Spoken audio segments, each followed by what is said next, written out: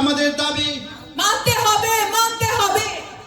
রাষ্ট্রভাষা বাংলা চাই, আমাদের দাবি মানতে হবে, মানতে হবে, মানতে হবে। রাষ্ট্রভাষা বাংলা চাই, বাংলা চাই, বাংলা চাই।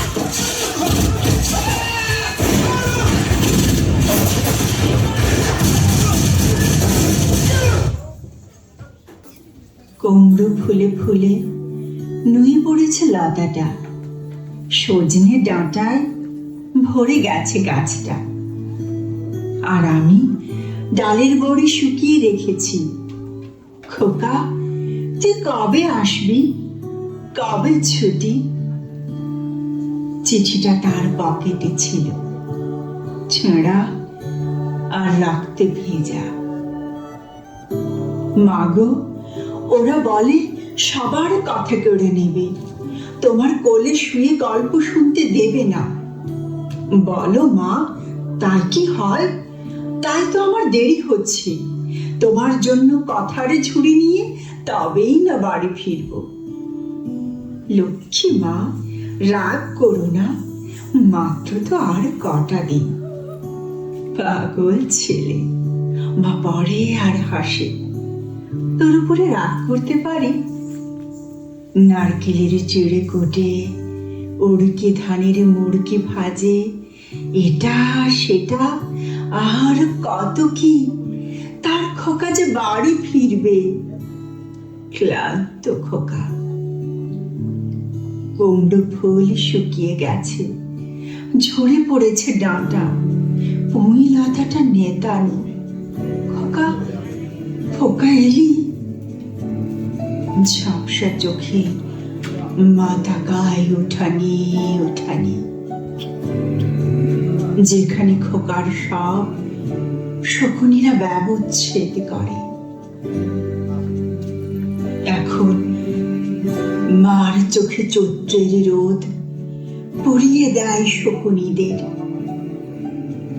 তারপর দাওয়ায় বসে মা আবার ধান ফানে, বিন্নি ধানের খই ভাজে। খোকা তার কখন আসে, কখন আসে। এখন মার চোখে শিশির ভোর, স্নেহের রোদে ফিটে ভরেছে।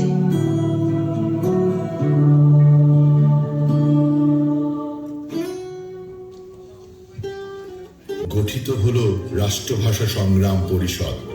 শুরু হলো আন্দোলন। 1952 সনের 27 জানুয়ারি ঢাকায় এক জনসভায় তৎকালীন প্রধানমন্ত্রী খাজা নাজিমুদ্দিন আবারও ঘোষণা করলেন, Urdu shall be the only state language of Pakistan. এই ঘোষণার পর আন্দোলন আরো তীব্র হয়ে উঠল। 21 ফেব্রুয়ারি 1952 সরকার 144 ধারা জারি করলো, কিন্তু ছাত্ররা সিদ্ধান্ত নিলেন 144 ধারা ভাঙব, বাংলাকে রাষ্ট্রভাষা করব।